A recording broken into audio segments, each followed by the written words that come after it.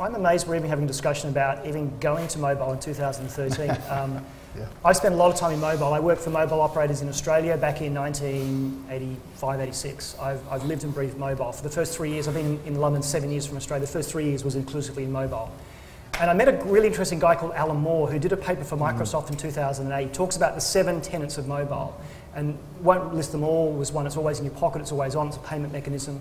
The one that really makes sense around social is that mobile is available at the point of creative impulse.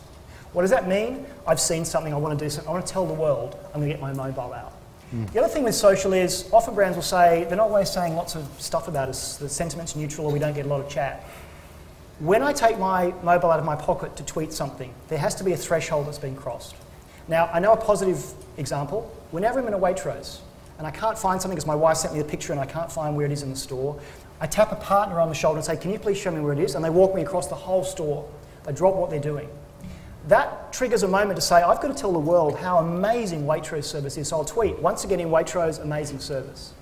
However, there's a threshold to be crossed when someone really annoys you and you say that was bad service and you'll take your phone out. So it's there all the time. So it shouldn't be a discussion about whether we should do it, it should just be there. But I like to stir things up a bit, as you probably gathered, and I often run mobile roundtables. And when I do the introduction around the table, there's generally 15 people there, I ask for their name, the company they represent, and the mark out of 10 for their current mobile website. And the highest I've ever had was 5. People saying of their own score, they think their mobile website's about a 5. And what I also do to embarrass them is I get my handset out and I enter their main website in my phone, and 8 times out of 10, it's an awful experience. And then and there they go, I get it. Because you've just seen our brand on your mobile and you may not go back again. Now, if we had this conversation 4 years ago, it would be about data plans and data speeds and it's all too hard. That is not a problem anymore. Anyone here that isn't, you shouldn't have a mobile strategy, it just is it's a channel.